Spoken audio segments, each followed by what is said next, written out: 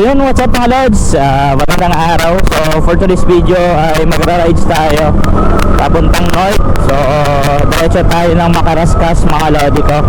So dito mga lods, share ko sa inyo isa sa mga magandang view or tanawin stopover na pwede nyong pagpipicturan. So malapit lang po yan dito mga lods sa barangay Bakungan, no?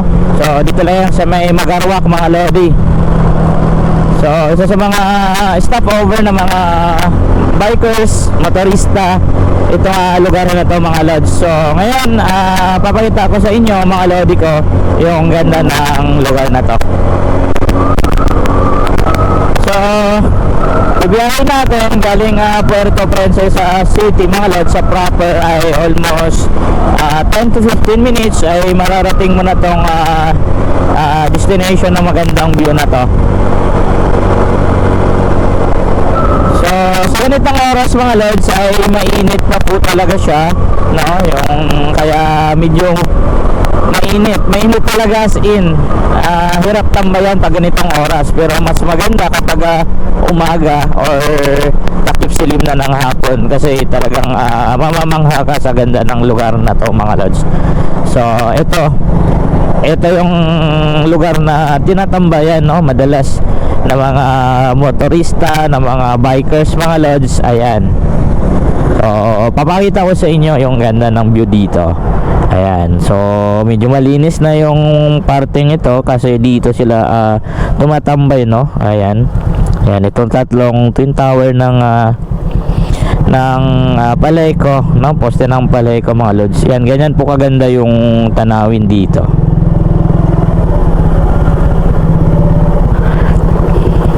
So ayan mga lods, ayan, ganda, no? Grabe, sobrang taas po nito mga lodi ko. Ayan, so ayan, kung magbibiyahe kayo papuntang norte ay makikita nyo lang po ito. Ayan, so napakaganda dito yung tanawin, no? Kasi nakaka-relax, nakatanggal ng pagod dito mga lodi kapag nagbiyahe kayo.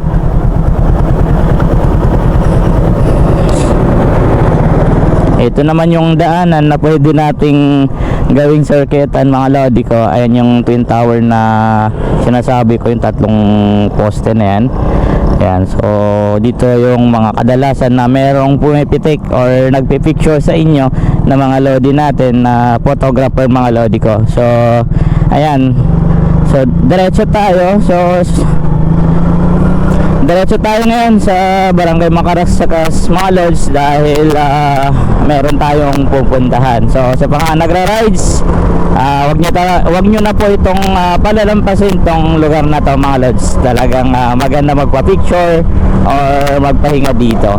So yan lang, rides ito sa inyo lahat. Ingat po.